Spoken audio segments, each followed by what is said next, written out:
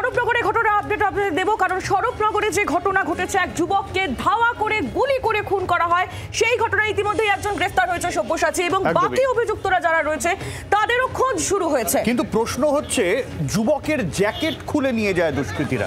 এখানেই প্রশ্ন, যুবকের জ্যাকেটে কি এমন ছিল যা খুলে নিয়ে যেতে হলো? বিমল রয়েছেন আমাদের প্রতিনিধি, বিমলের কাছ থেকে জানার চেষ্টা করি। বিমল।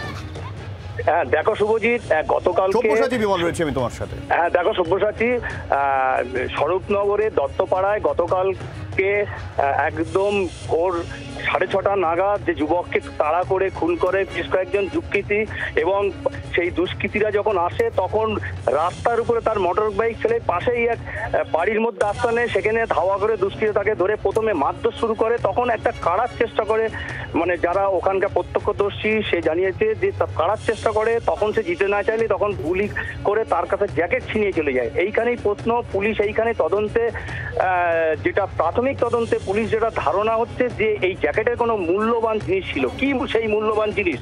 তুমি জানো যে সীমান্ত এলাকা, এই স্বরূপনগর এলাকা, প্রায় এখান থেকে সোনা বিভিন্ন রকম জিনিস পাচার হয়।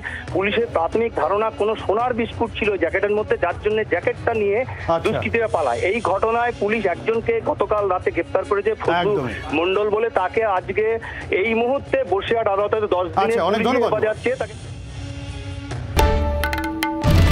বাংলার আওয়াজ, বাঙালির আবেগ, জি 24 ঘন্টা।